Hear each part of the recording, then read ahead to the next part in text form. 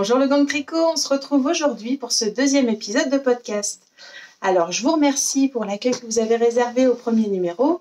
On va essayer de se la faire un peu plus détendue, avec peut-être une petite surprise de rubrique tout à l'heure. Et puis bah voilà, c'est parti. Ah oui, si, je vais essayer d'arrêter de dire eux. Alors c'est pas gagné, mais on va essayer, ça peut que être mieux que le premier épisode. Allez, c'est parti pour ce deuxième numéro.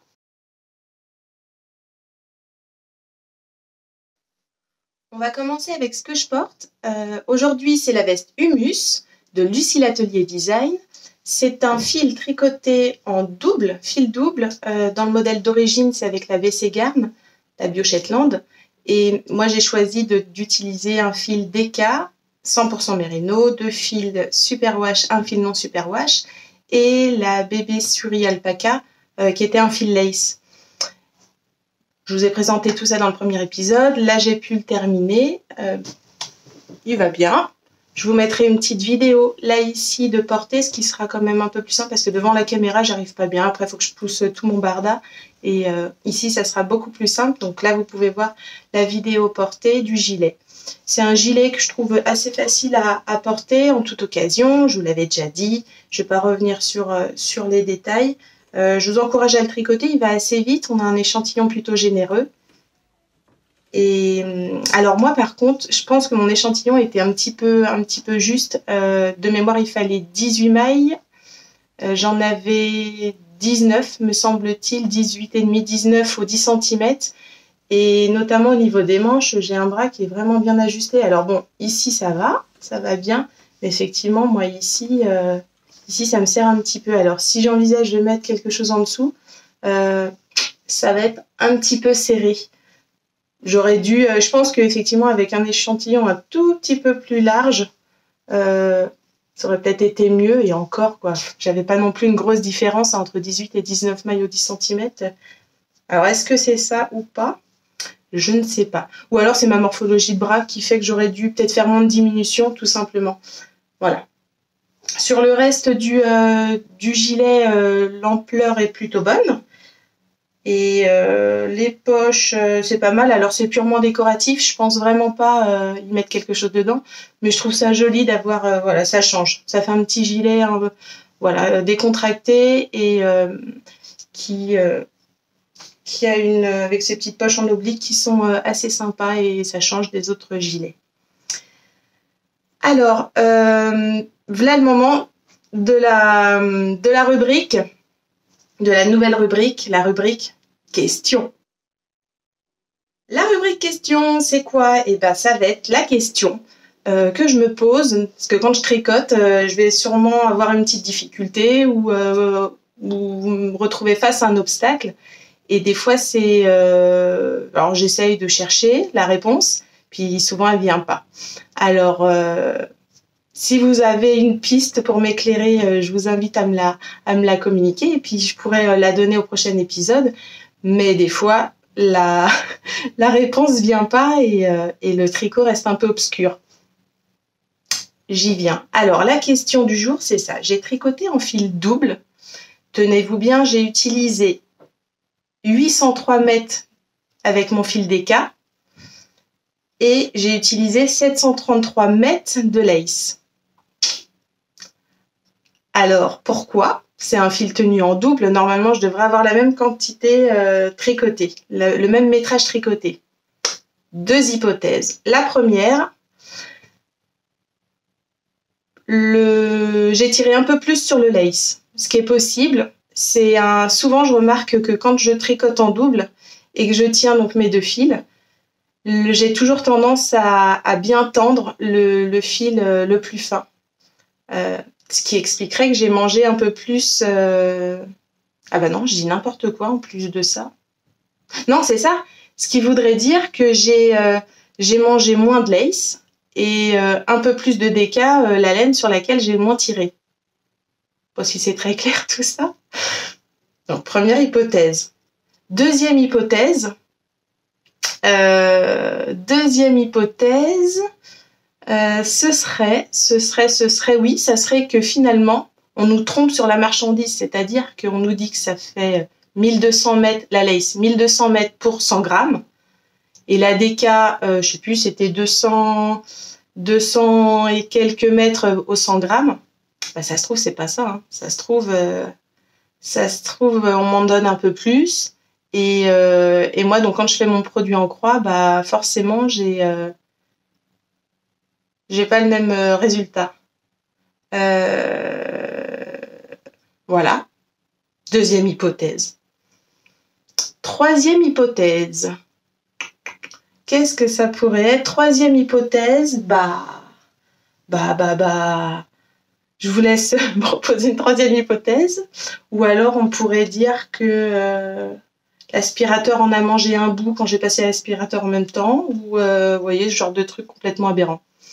Enfin bon, donc première ou deuxième hypothèse où finalement on ne saura jamais, c'est les mystères du tricot. C'était le point question. Ok, et je voulais parler avec vous d'un petit point technique. Comment positionner vos boutonnières? Les patrons vous informent toujours de faire tricoter 2 ou 3 mailles, ensuite de commencer la première boutonnière et d'espacer tant de mailles avant de faire votre boutonnière, c'est-à-dire donc un jeté pour pouvoir créer un trou et que la boutonnière soit ainsi créée. Et on répète ça, c'est-à-dire on tricote, on fait la boutonnière, c'est-à-dire le jeté, et on retourne, etc., jusqu'à avoir 5, 6, 7 ou 8 boutonnières selon votre ouvrage, ce que demande votre ouvrage. Ce qui est assez fluctuant, puisque des fois on ajuste la longueur de la veste, plus ou moins courte, et du coup vous êtes obligé de retravailler, de repositionner au bon endroit ces boutonnières. Alors je voulais vous expliquer comment moi je fais, et voilà, et j'applique ça à chacune de mes vestes, et comme ça c'est plus facile, je me prends moins la tête.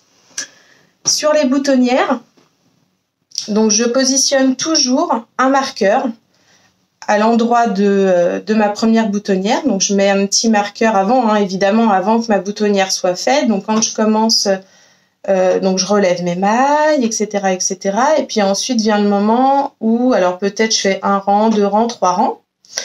Et donc au moment où je vais devoir marquer mes boutonnières, là je fais mes repères. Donc je mets un premier marqueur en haut et un premier marqueur en bas. Donc ça, je positionne donc le premier et le dernier des trous de boutonnière.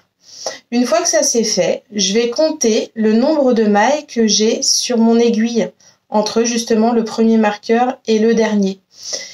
Ici, j'avais 69 mailles. Donc ok, 69 mailles. Et je sais que je dois faire 6 boutonnières. 6 boutonnières, 1, 2, 3, 4, 5 et 6. Mais ça me laisse 5 espaces. 1, 2, 3, 4, 5. Et donc, mes 69 mailles contenues entre mes deux marqueurs, je dois les diviser par 5, ce qui correspond aux 5 espaces. Ça me donnait 13 mailles 80. Alors, 13 mailles 80, c'est un peu embêtant, on les a pas. Donc, bon, j'ai fait une côte mal taillée, c'est-à-dire j'ai dû faire peut-être une fois ou deux 14 mailles, et puis le reste du temps, j'ai fait mes 13 mailles. Et ce qui me permet d'avoir vraiment un espacement régulier entre mes boutonnières. Auparavant, je le faisais en mesurant. Et en mesurant, finalement, c'est assez trompeur, parce que quand vous tricotez, il y a toujours des endroits plus resserrés dans le tricot et d'autres qui sont un peu plus lâches. Et je vous déconseille de le faire en mesurant. Vraiment, le fait de compter les mailles, vous avez un nombre de mailles et là, vous avez après du coup vraiment un espacement qui est bien régulier sur l'emplacement des boutons. Voilà, ça c'était ma petite technique pour avoir des emplacements de boutons au plus juste. Et puis ensuite, quand vos boutonnières sont faites, que votre gilet est tout fini, éventuellement lavé, bloqué, j'utilise la technique du marqueur. Donc je superpose mes deux bandes de boutonnage. Et étant donné que mes boutonnières sont faites, je vais passer au travers un marqueur ou un fil de repère, hein, peu importe, vous voyez, hein, soit vous mettez un marqueur, soit vous mettez un petit fil de laine. Et de cette manière, vous savez l'emplacement exact de vos boutonnières. Il n'y a plus qu'à coudre après les petits boutons. C'est vrai que le fil, ça peut être pas mal parce que comme ça, alors vous le mettez de la même couleur que votre ouvrage et vous les laissez ainsi pendre. Vous mettez des petits bouts de 10 ou 15 cm et votre fil, il est déjà là. Après, vous n'avez plus qu'à mettre bouton après bouton et puis à finir votre couture. Ça, c'était pour l'explication des boutonnières. On va pouvoir passer maintenant à la partie, voyons voir, bah oui, le cœur du podcast, ça va être la partie du fil au projet. Je vais vous parler aujourd'hui du pull que j'ai tricoté déjà au mois de juin 2019, donc il y a un petit moment, mais sans trop non plus. J'avais beaucoup aimé le pull Nurtured d'Andrea Mori. C'est un pull, encore une fois, cropped, donc c'est un petit peu la forme que j'aime en ce moment. J'espère qu'ils se démoderont pas trop vite, ces pulls, parce que du coup, c'est vrai que ça déforme un petit peu, non pas comme ce petit gilet où je pense effectivement il se démodera un peu moins, ce pull Nurtured avec cette forme-là. J'espère que je pourrai le porter quand même un peu plus, et encore que quoi, la mode, hein, qu'est-ce que ça veut dire, mais des fois quand on ressort des pulls je trouve que surtout les pulls tricotés quand ils sont comme ça très marqués, soit par un élément de design, par sa forme, ou par un point texturé bien spécifique, quelquefois ils peuvent faire vraiment très vintage. Alors le vintage revient, mais des fois on peut être un peu à contre-courant et je sais pas si j'oserais le porter je sais pas moi, si on était sur une coupe complètement différente. Je m'éloigne un petit peu, il me plaît beaucoup, je vais le porter, je l'ai déjà porté beaucoup et je vais continuer à le porter voilà, tant que je me sens bien dedans. C'est un pull c'est un design qui est sorti en septembre 2018 et Andrea Mori le tricote avec un échantillon. Alors, elle note Aran sur Ravelry, mais moi, je trouve que ça correspondrait presque plus à un worsted ou un worsted plus, quoi. Et encore, même pas, quoi, ouais, non. Worsted, moi, je trouve que ça correspond bien puisque on doit le tricoter en 4,5, 5. 4,5 pour 4,5 pour les côtes et 5 pour le corps. Donc, Aran, c'est même 5, 5,5 en général. Bon, on est sur un échantillon de 18 à 22 mailles. Ici, l'échantillon demandé était bien 18 mailles. Par contre, il y a 36 rangs. Ça vous paraît sans doute un peu énorme. C'est dû en fait au point texturé. Il y a un point qui ressemble presque à... quoi, c'est pas un point mousse, mais il y a ces petites vagues de mailles glissées et du coup, effectivement, chaque rang mange moins en hauteur. Donc, on tombe sur il est rapide parce qu'il n'y a que 18 mailles, mais effectivement, il y a quand même un certain nombre de rangs à faire pour avoir... notamment la longueur de manche, c'est les manches qui m'avaient paru un petit peu longues. Parce que le corps, évidemment, comme c'est cropped, c'est assez court et assez rapide. Je les ai faits. Alors, pour le coup, moi, j'ai utilisé... Alors oui, non, petit point sur la laine qu'avait utilisé Andrea Mori, c'était de la Julie Asselin, la Nurtured, je sais plus, Nurtured, oui, c'est ça. C'était une laine 100% laine pour un métrage de 119 mètres, 57 grammes. Alors, j'ai rapporté ça aux 100 grammes, c'est plus parlant pour nous. Ça serait pour un fil de 208 mètres. Voilà, donc moi, je trouve que c'est un DK ou une grosse DK ou un worsted. J'ai été voir dans ce que j'avais dans mes laines. Moi, j'aime bien cet effet, encore une fois, mélangé. Souvent, quand j'ai des pulls en DK ou plus, j'aime vraiment mixer plusieurs fils fingering. Et puis, c'est aussi ce que j'ai le plus dans mes laines. J'ai pas mal de fingering. Et du coup, ça me laisse plein de possibilités pour mélanger des qualités ensemble et pour obtenir un tissu qui me plaît, soit qui m'amuse du coup à teindre, soit sur le toucher du tissu qui peut être plus intéressant sur des laines plus sèches, plus brillantes, contenant du yak, l'autre un peu moins, enfin bref, ce que je sais. Là, j'ai utilisé un fil. Qu'est-ce que j'ai utilisé? Ouais, oui, si, c'est ça. J'ai utilisé. Alors, toujours, mes laines proviennent de Chister Wool. Je vous le redis, mais sinon, allez voir mon premier podcast. Ce sont des laines que j'achète qui viennent d'Angleterre et qui sont plutôt des laines prévues pour les teinturiers indépendants, puisqu'on est obligé d'avoir quand même un minimum de commandes assez important. On peut pas faire c'est pas de la vente au détail. Mais donc Chister Wool, compagnie, et j'ai utilisé pour commencer la Natural Boo Faux Ply. C'est une laine fingering qui fait donc 400 mètres pour 100 grammes, avec une composition 80% mérino et 20% natural bambou. J'aime bien cette base. Elle est, pour le coup, elle est pas du tout brillante. Elle a un joli gonflant. C'est pas une laine trop serrée et trop compacte. On a une laine qui est assez moelleuse et je l'aime bien. Même pour un fil d'été, ça peut être hyper intéressant de tricoter du bambou, un mélange mérino bambou pour ses qualités respirantes. Alors le mérino est déjà très respirant, mais le bambou, cette fibre végétale, apporte un peu plus moi je trouve, de légèreté au produit. J'ai utilisé 740 mètres de ce fil et 185 grammes. Voilà. Alors, du coup, je vais vous expliquer la teinture pour celui-ci. Le Natural Boo Faux Ply.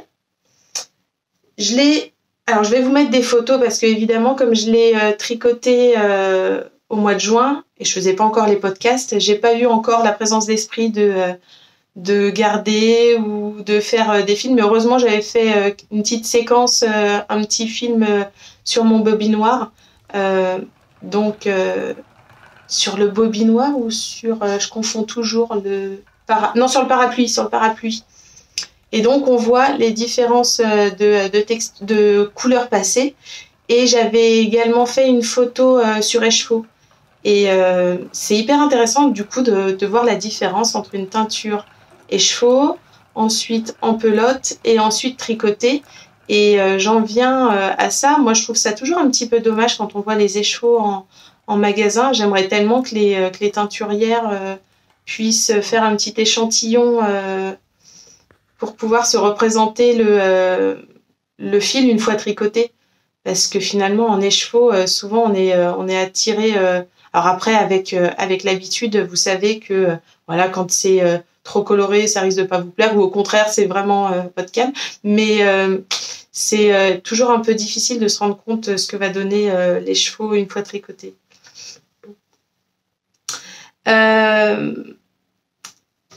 Voilà ce qui me reste. Alors, ouais, on voit pas grand-chose. Là, vous voyez beaucoup mieux là sur les photos. Je vous laisse les photos un petit moment pour que vous puissiez bien les voir. Ici, sur cette laine-là, j'ai fait une teinture. Alors moi, j'appelle ça par quartier ou en camembert, c'est-à-dire que dans ma casserole, donc encore une fois, c'est une teinture à chaud. Pourquoi à chaud? Parce que si je faisais une teinture à froid, je pourrais pas avoir, il me semble, ou alors j'en ai pas la connaissance, mais on pourrait pas avoir ces différentes couleurs très marquées. Qu'est-ce que j'ai utilisé? J'ai pas utilisé une dilution pure habituelle. Ça, ce ne sont que des restes d'autres teintures que j'ai faites. Souvent, quand je fais des teintures, n'importe lesquelles, je fais donc ma cuisson. Ma cuisson, donc c'est l'élément, on va dire, un peu final. Je dilue la teinture mère, je la mets dans ma casserole, je porte à une certaine température donc ce mélange, et ensuite je viens tremper mes écheveaux dedans, je fais cuire, et une fois que mes écheveaux ont cuit assez longtemps pour que les pigments soient imprégnés dans la laine, je stoppe la teinture. Il y a des fois, on pourrait aussi laisser les écheveaux pour qu'ils finissent de prendre complètement. Mais moi, certaines fois, quand je suis un petit peu pressée, du moment que mon temps est respecté, c'est-à-dire, alors ça va dépendre des fibres, mais on va partir sur 20, 25, 30 minutes. pour moi, la couleur me satisfait, j'ai pas besoin de le laisser plus. Donc, je sors mes échevaux et reste du coup dans cette casserole le bain qui est pas encore clair et c'est souvent des teintes un peu pastel. Donc, ces teintes-là, souvent, je les récupère, je mets ça dans des petits bidons. Et là, donc, je les ai réutilisés. Alors, pas forcément tous, mais j'avais envie de couleurs un peu pastel, des bleus, des rosés, des sables, des pêches. Voilà, donc ce que vous pouvez retrouver là sur la pelote. Et donc, le processus de teinture pour obtenir ça, c'est de porter... donc évidemment, mes échevaux, je les prépare avant. Alors, il y a différentes techniques qui existent pour préparer sa laine, mais en tout cas, il faut que la laine puisse être réceptive et absorber la teinture. Donc, ça passe par un trempage et soit par il faut que le pH soit d'une certaine manière, c'est-à-dire un petit peu acide. Et soit je l'ai fait au vinaigre, soit je le fais à l'acide citrique avant de tremper mes échevaux, mais dans ma marmite. Enfin bref, ça c'est pour que le pigment puisse accrocher la fibre. Une fois que ça c'est fait, j'ai mis ma laine donc dans ma casserole. Je l'ai mis bien étalée. Donc j'en avais, je ne sais plus combien, j'en avais 740 mètres, donc je devais en avoir deux échevaux de celle-ci. Je les ai positionnés de la même manière pour avoir les mêmes échevaux. Et ensuite, j'ai pris, donc là j'avais pas de teinture mère à préparer puisque mes solutions de couleurs étaient déjà prêtes. Et j'ai versé, donc par quartier, par zone en fait, dans la casserole, bien délimitée, des couleurs, donc le bleu par exemple au nord, à l'est le rose, au sud le pêche et je ne sais quelle autre couleur à l'ouest. Vous voyez quoi, j'ai vraiment portionné. Alors je ne sais plus combien j'en ai fait exactement, peut-être un peu plus que 4, je ne sais plus parce que j'ai pas noté combien de reste il m'était resté, mais vous voyez le principe il est là, c'est vraiment de sectionner. Et ensuite donc de laisser ainsi pour que la teinture puisse se prendre vraiment sur certains endroits de l'écheveau. J'aurais pas fait ce genre de teinture sur un écheveau seul. Je l'ai faite parce que je savais que derrière j'allais mixer ce fil avec un autre fil. Et ça c'est mes propres goûts. J'aime pas forcément avoir une laine très très chamarrée ou très marquée. Alors ça serait pour faire des chaussettes, ça serait pour faire, j'en sais rien moi, quelque chose. Mais en tout cas sur un pull ou un gilet, ça me plaisait pas. Donc j'ai choisi cette technique-là parce que je trouvais ça rigolo d'avoir plusieurs couleurs, mais somme toute assez pastel. J'ai pas des couleurs qui sont fortes. Là je suis que sur des restes de teinture et du coup c'est des couleurs douces, alors, très différentes mais douces. Et mixer un autre fil, donc vous allez voir après le résultat sur le pull. Je trouve qu'on a un mélange et les couleurs du coup s'harmonisent bien entre elles. C'est que mon avis, c'est parce que je voulais un résultat sur ce pull qui a du contraste. Je voulais des différentes couleurs, mais pas que ça me fasse des blocs tricotés, parce que sinon forcément au moment du tricotage, je vais avoir plusieurs mailles roses, après plusieurs mailles bleues, etc. C'est ce que ça me fait d'ailleurs, mais avec des couleurs douces. Bon, je tourne un peu autour du pot, mais j'espère que ça a été clair sur cette teinture-là. La teinture à chaud en quartier. Et ensuite, donc il me fallait un deuxième fil. D'ailleurs, j'ai commencé la teinture par celle-ci parce que je savais que c'était là où j'allais avoir pas le plus de le plus de surprises. Donc je savais que ma deuxième laine à teindre, c'est sur celle-ci que j'allais me caler. Donc une fois que j'ai eu ce résultat-là, je me suis dit ok, ce qu'il en ressort, c'est quand même une teinte chaude, même s'il y a des brins bleus. Moi, je vois plutôt du chaud dans cette pelote-là. Et donc, pour que ça me fasse un mélange harmonieux, j'ai voulu rester dans une teinte chaude, mais pareil, assez neutre. Donc, pas de couleur forte, pas de couleur primaire qui soit trop forte, mais une couleur un petit peu éteinte. Et j'ai teint une qualité de fil, donc toujours chez Sisterwool, c'est la Gold Sparkle Sock, C'est également un fil mérino qui fait 400 mètres pour 100 grammes. Sa composition 75% mérino superwash, 20% nylon et 5% stellina gold. Donc le stellina, c'est ce petit fil métallisé et qui... alors il en existe différents. Soit vous avez la silver, c'est-à-dire l'argenté, la gold, la or, ou la bronze. Oui, c'est ça, ou la bronze. Là, j'avais seulement à la maison la or. Ça m'allait bien. Je trouve que la stellina, qu'elle soit argentée, dorée, bronze, je trouve que ça s'harmonise avec n'importe quelle couleur. C'est-à-dire que même sur, par exemple, une teinture bleu marine, je trouverais ça, pourquoi pas, très joli de mettre une stellina bronze. Voilà, faut pas forcément rester dans les teintes chaudes et teintes froides. Moi, je trouve que c'est juste un fil qui vient souligner et ça peut être intéressant justement de jouer les complémentaires, donc bleu marine et bronze, comme finalement le bleu et l'orange, vous voyez quoi, ça, voilà.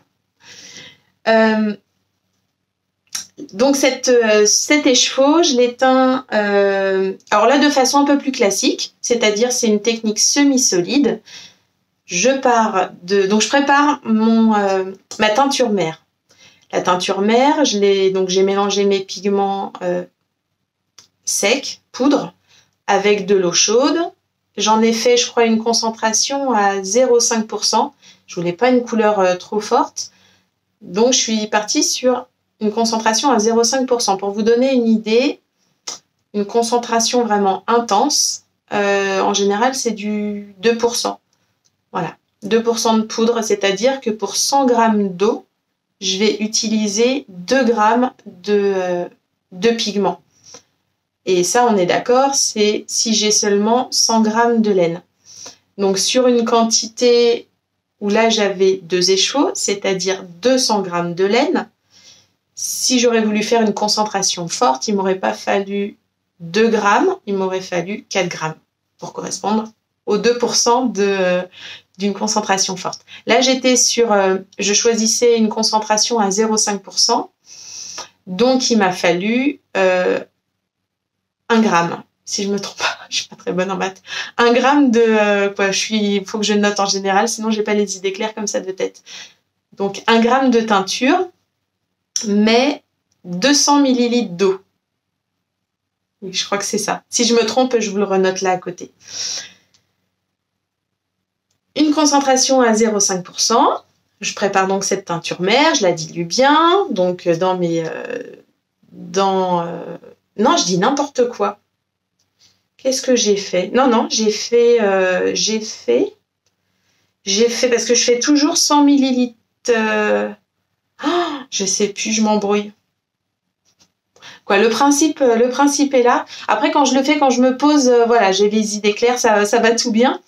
Mais là, à retranscrire, comme je ne l'ai pas noté, je vous délivre une info qui est peut-être un peu erronée. Concentration à 0,5%, je prépare ma teinture mère. Ok, je mets en même temps dans mon faitout, donc une quantité assez importante d'eau à chauffer. J'ai préparé au préalable mes écheveaux, encore une fois. Soit je les ai fait tremper avant au vinaigre blanc, soit je mets de l'acide citrique dans l'eau de ma casserole pour avoir le bon pH et que les pigments puissent bien être attirés et être absorbés et fixés et attirés sur la laine. Pardon. Une fois que ça c'est fait, ma température d'eau commence à être à bonne température. Donc là, pour le coup, je voulais un semi-solide, c'est-à-dire je voulais un effet pas complètement uni, mais avec des variations. Donc là, j'ai dû plonger mes écheveaux, je pense, dans une eau qui devait être, c'est ça, à 60-65 degrés, pas trop haute non plus. Quand c'est trop haut, vous allez avoir tout de suite le pigment qui va être attiré sur la laine. Donc, je voulais un semi-solide, mais je voulais pas non plus avoir des zones blanches dans la laine. Donc, je le trempe tranquillement. Donc, on est d'accord, hein, avant, j'ai mis ma teinture mère. Donc là, l'eau est déjà colorée et je trempe mes écheveaux. Et là, je le fais de façon progressive. Plus je vais le faire lentement, plus le bout de la laine de l'écheveau va être foncé. Et donc, moins il restera de pigment dans l'eau pour le reste ensuite à à plonger dans la casserole. Donc là, c'est vraiment au dosage, à l'œil, où je le trempe et puis à force, maintenant, je sais un petit peu la rapidité avec laquelle je dois faire progresser la laine dans le bain pour que la teinture soit comme je le souhaite. Donc là, c'était la teinture semi-solide et j'en obtiens donc ce produit-là qui est un... là, vous l'avez bien, mais je vous le remets là aussi en photo. C'est, je sais pas, un vieux rose, un peu violine, un peu marron glacé. Voilà, c'est un mélange un petit peu de tout ça. Et la couleur est assez intéressante parce que pour moi, ça c'est presque une couleur neutre et mélangée avec l'autre qui est très chamarré, même pastel mais chamarré, me permettait d'avoir un résultat plus uniforme, quoi, plus fondu. Donc ce fil-là, voilà, rien de plus à dire. La teinture s'est bien passée et voilà. Je vous montre le projet du coup. Maintenant la teinture, ça c'est fait. Le projet, le voici. Donc j'en suis très très contente parce que bah du coup j'ai un rendu vraiment vraiment sympa avec pareil, ça je trouve que c'est le genre de couleur mais qui va avec absolument tout. Que je le mette avec du bleu marine, du vert, du bleu, du n'importe quoi, ça va. Et ça, c'est le pull, mais trop top. Donc du coup, c'est hyper chouette parce que comme j'ai vraiment des couleurs différentes dans le pull, on est à la fois sur un pull qui va avec tout, mais qui a sa petite fantaisie. Alors, le modèle d'Andrea Mori est un pull qui est fait entièrement en point texturé. Moi, j'ai choisi de ne pas faire ça parce que c'est un pull qui est court. Le point était dans la longueur et je trouvais que déjà le modèle peut avoir tendance à élargir la carrure de par le modèle, de par la coupe, etc. Et au niveau des bras, j'avais pas forcément envie de me rajouter cette surcharge-là. Donc j'ai fait un jersey. Le raglan, lui, il est de toute façon existant comme ça dans la construction du pull. Hein. On est bien sur une construction raglan. Et je trouvais ça justement super sympa de valoriser cette construction raglan, mais avec un jersey sur tous les bras. Évidemment, j'ai pris cette décision un peu trop tard. C'est quand j'ai eu commencé, parce que la construction se fait du bas vers le haut. J'ai commencé par les manches. Oui, c'est ça, j'ai commencé par les manches. Donc j'ai monté mes côtes. J'ai commencé mon point texturé. Et là, je me suis dit, ah, et c'est bon. C'est arrivé un peu tard. Et vous voyez, pourtant, j'en étais pas bien loin, mais j'ai pas recommencé. Ouh, c'est pas bien. J'ai pas recommencé, mais du coup, bah voilà, je me suis dit, bah c'est pas grave, je vais me faire comme des petites manchettes. Et donc j'ai le point texturé sur mon poignet, et puis ensuite je suis en jersey. Donc là, rien à dire de plus. J'ai juste fait du coup attention parce que là pour le coup bah, ça montait un peu plus vite ça m'a demandé moins de rangs que ce que j'aurais dû faire avec ce fameux échantillon de c'est combien, 36 rangs. 36 rangs là évidemment en jersey j'ai pas 36 rangs hein, pour 10 cm, j'en ai moins, donc ça monte un petit peu plus vite. Pour les manches je me suis retrouvée face à un petit problème. Alors, pour les petits diamètres, je n'aime pas du tout le Magic Loop. Ça, c'est très personnel. Magic Loop, ça m'agace de passer à chaque fois ce câble. Même si, par contre, c'est vrai que c'est plus confortable à la tenue des aiguilles. Donc, quand je tiens mes aiguilles classiques en main, voilà, j'ai vraiment de la place pour poser mes doigts et c'est quand même bien plus agréable. Mais toujours passer ce fil, faire attention à la première maille. Alors encore, j'ai envie de dire, quand c'est du jersey, ça me dérange pas. Mais alors après, quand j'ai des mailles glissées, des mailles en verre ou des côtes ou ceci ou cela, franchement, ça me fatigue. Donc, je suis passée sur des aiguilles ultra courtes Et voilà, c'était bien. Alors, des aiguilles ultra courtes, moi je tricote avec des aiguilles 30 cm, les Chiaogu, qui sont coudées. Et pour le haut du bras, c'est impeccable. Par contre, quand vous arrivez en bas au niveau du poignet, c'est vrai que ça tire. Parce que moi, je trouve que, vous voyez, là, ici, j'ai jamais 30 cm quoi, au niveau du poignet. Donc, et comme j'aime pas avoir un rendu de poignet trop lâche, sauf si ma manche est prévue comme ça, mais quand je prévois des manches qui sont assez ajustées, j'ai pas envie de distendre mon poing avec des aiguilles 30 cm. Et du coup, je suis passée sur... ma copine Servane m'avait passé ces aiguilles, parce que j'en avais pas des toutes petites, c'est pas si évident que ça à trouver, les 23 cm, je crois que c'est ça. Des 23 cm, j'en avais pas. En plus, je tricotais en 5. Donc là, c'était clair, j'avais pas du tout ce genre de choses à la maison. Elle m'a prêté ces petites aiguilles, c'était des Ia en bambou, et donc des 23 cm. Bah, c'était top, c'était parfait. Alors c'est sûr, hein, moins confortable parce que bah, vous avez juste ça à tenir entre les mains. On a un peu l'impression de jouer à la dinette, mais moi, malgré tout, c'est ce que je préfère. Et la manche, du coup, bah, j'ai un résultat de manche qui est joli, le point n'est pas distendu, tout va bien.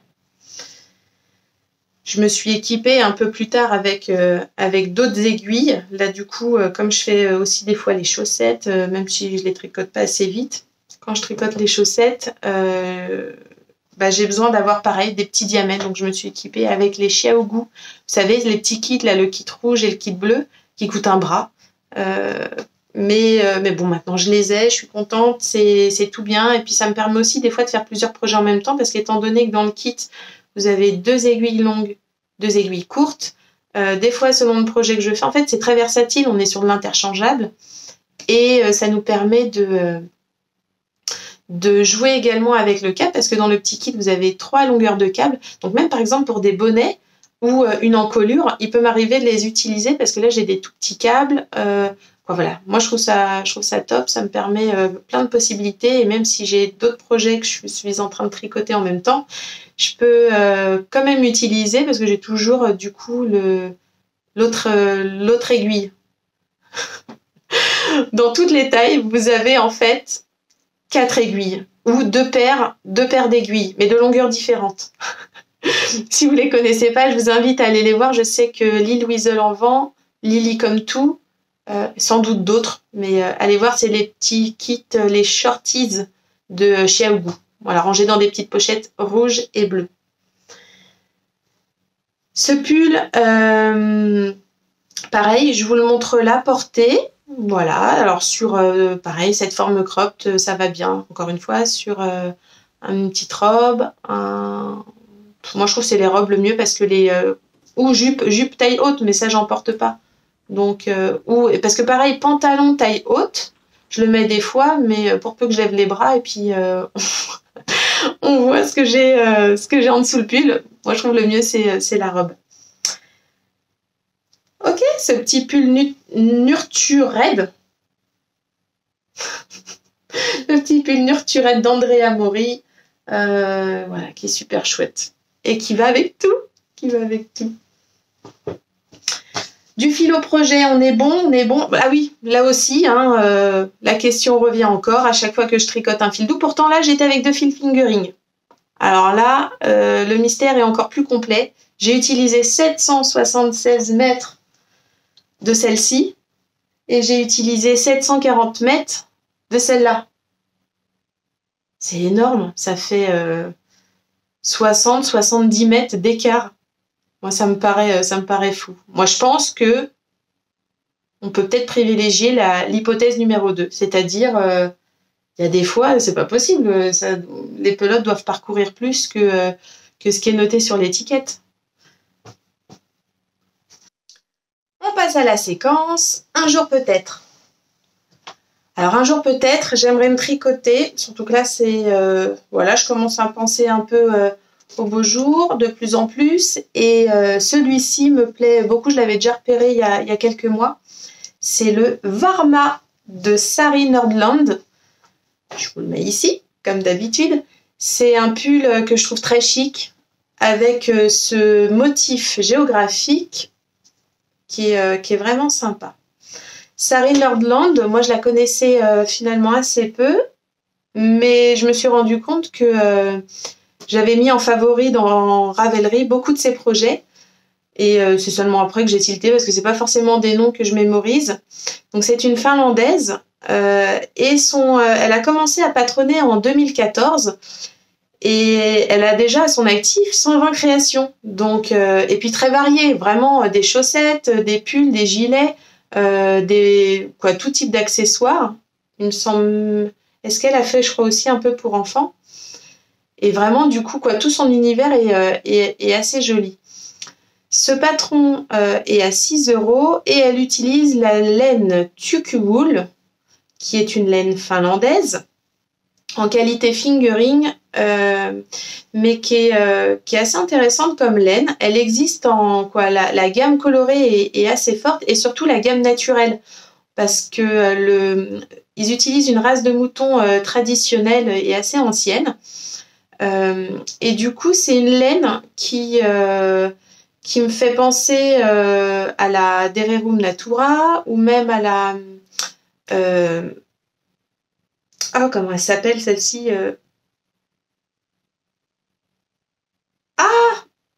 pour le... Justement, je ne l'ai pas acheté, mais c'est une laine américaine. Ok, je vous le mets, c'est plus simple. Je vous le mets là. L'autre laine à laquelle je pense. Et c'est une laine qui je pourrais catégoriser en laine un peu rustique, parce qu'on n'est pas sur une laine superwash, mais qui s'adoucit vraiment fort, et puis même en premier tricotage, qui est... ou pareil, un peu comme la Pernilla de Phil Colana, et vous voyez, c'est ce genre de laine qui s'adoucit vraiment au premier lavage, et qui a tendance un petit peu à gonfler. La laine Tukuwool, vous pouvez la retrouver notamment sur le site français lainedesilles.com. Cette société vend, j'espère que je ne me trompe pas, mais de ce que j'ai vu, vend des laines rustiques ou pas, mais disons assez peu traitées. Voilà. Elle demande, donc ce pull demande un échantillon de 21 mailles pour 32 rangs. Le modèle est tricoté de bas en haut. J'aime pas trop ça, mais bon, faut ce qu'il faut. Ce sont des torsades qui créent ce jeu géométrique. Les manches courtes, je les adore. J'adore les manches courtes parce que pour moi, c'est vraiment la manche idéale. J'ai tricoté également le Magnolia mais en version été, summer. Et ça fait, je trouve un petit peu, c'est pas une manche ballon, hein, pas du tout, mais ça fait une manche légèrement gonflante et puis resserrée à peine.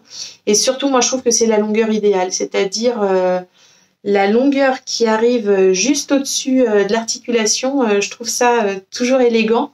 Et bon, c'est sûrement ça qui m'a fait craquer, surtout dans le modèle. Bon, c'est un mélange de tout ça. Il y a 20 cm d'aisance positive, autant dire que pour l'été, mais c'est trop bien, parce que c'est juste ce qu'il faut d'aisance pour ne pas avoir chaud et avoir un tricot très confortable pour les beaux jours. Et par contre, là aussi, alors je ne l'ai pas encore acheté, le patron, et je me demande, mais je ne pense pas, vu qu'il y a les torsades, et donc il y a les torsades partout, mais sur tout le reste du petit pull, c'est du jersey en vert. Alors, je viens de me farcir plusieurs gilets, plusieurs vestes, où je me fais où je me fais pas beaucoup de mailles endroit. Et de me dire que je vais faire le petit top tout en maille en vert pour obtenir ce jersey en vert, puisque je tricote en rond, plus les torsades.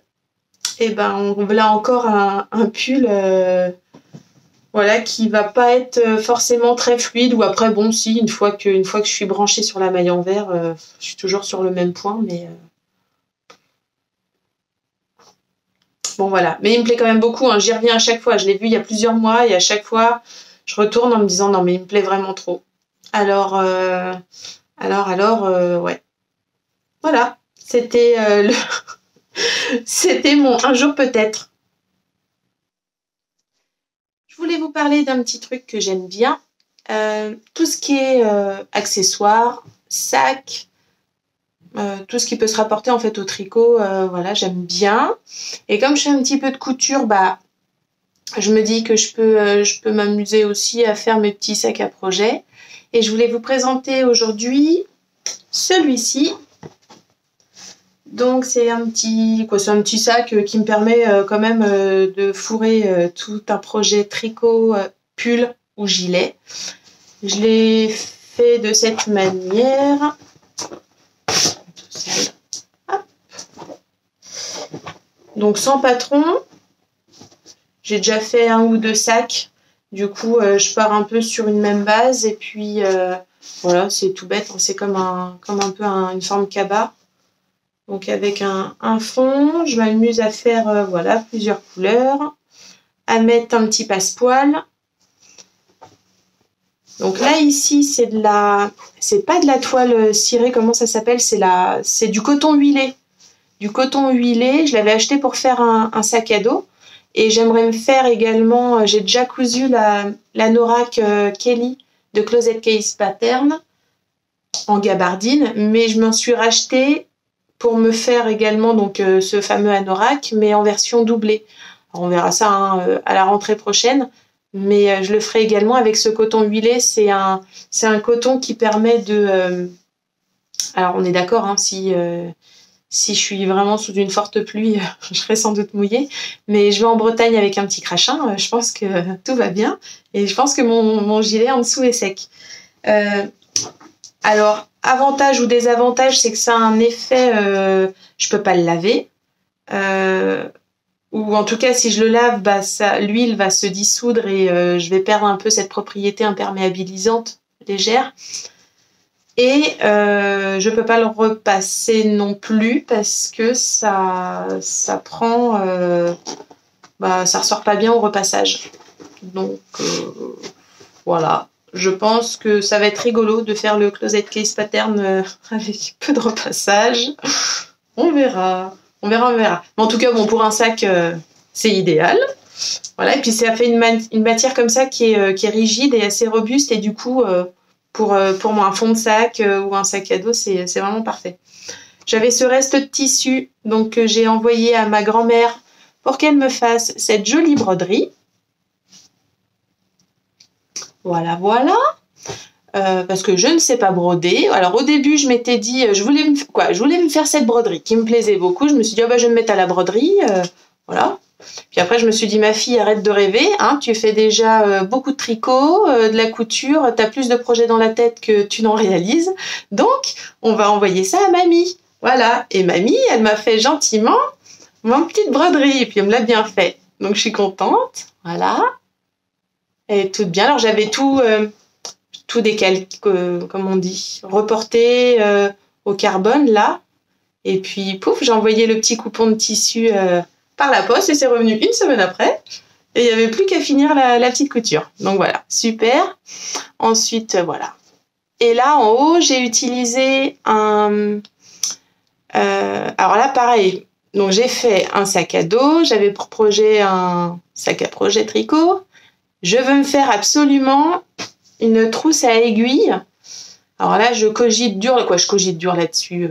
J'y pense, mais je vais pas encore au bout de la réflexion, donc du coup, je procrastine énormément là-dessus.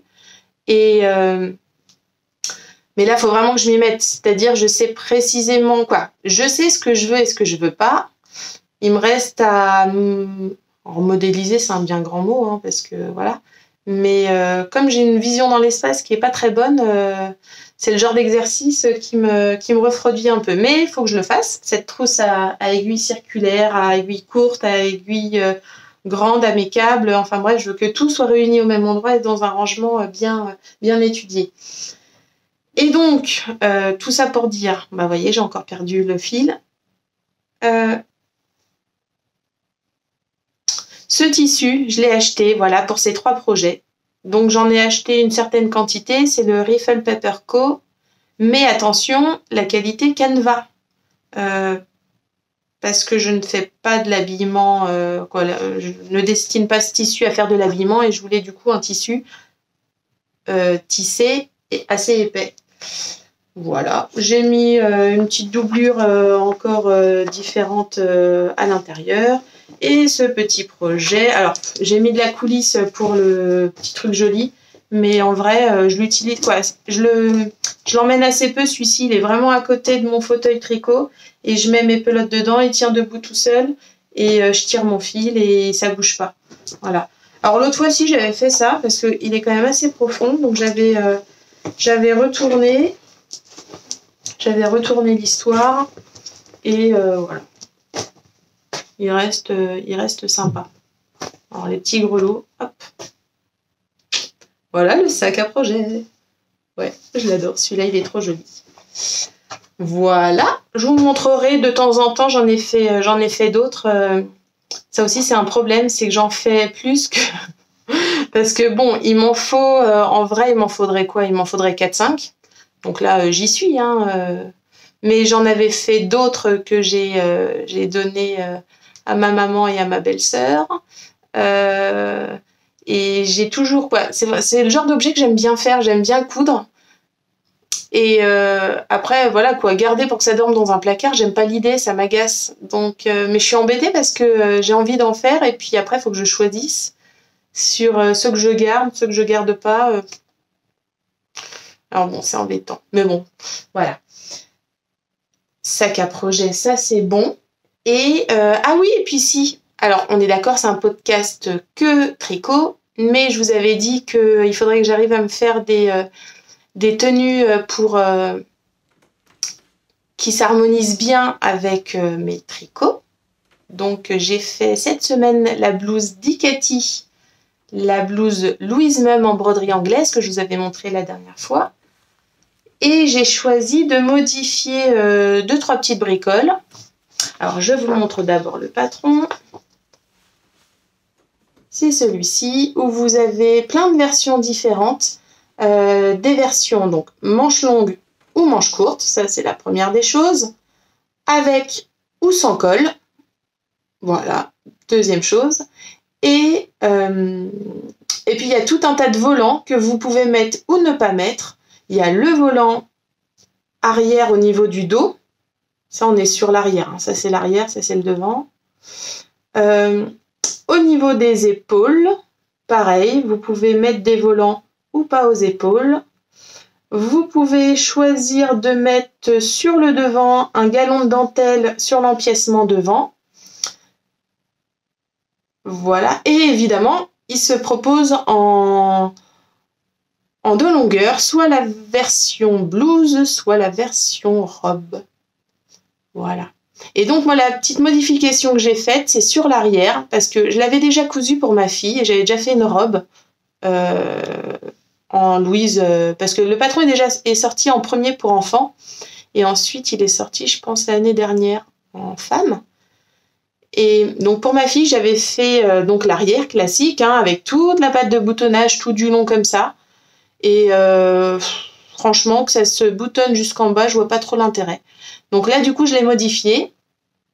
J'ai fait une seule pièce pour, vous voyez, tout cet empiècement en fait dos. Quoi, pas dos, pardon, arrière. J'ai fait une seule pièce et du coup, j'ai seulement ma patte de boutonnage sur la partie haute, ce qui est bien suffisant pour enfiler, pour la mettre, enfin bref. Et voilà. Pareil au niveau de la manche, donc j'ai fait une manche longue, mais en revanche, j'ai fait une manche longue, mais je n'ai pas fait de fente. Voilà, parce que j'ai réussi, j'arrive à passer ma main directement sans avoir à faire cette fente et ce petit bouton. Alors j'ai été un peu à la facilité en faisant cette modification. Et la broderie anglaise, comme je vous l'avais montré l'autre fois, a une jolie petite bordure, donc ce qui m'a évité de faire les ourlets du bas et des poignets. Par contre, je la voulais absolument pour mon col. Donc le col normalement est fait en une seule pièce. Mais évidemment, je voulais la bordure en haut et la bordure en bas. Donc du coup, j'ai découpé cette pièce, j'ai fait 2 morceaux que j'ai assemblés. Donc j'ai pris 2 bandes que j'ai assemblées pour avoir l'équivalent de la pièce col. Voilà pour la Louise Mum. c'est tout. Il n'y a pas plus à dire. Encore une fois, je connais pas les termes techniques. Je vais pas être très pertinente sur cette rubrique couture, mais voilà, c'est juste pour vous présenter une blouse que je peux mettre avec, notamment, je pense, avec le Nurtured. Voilà. D'ailleurs, c'est comme ça que je pense que je vais vous la présenter.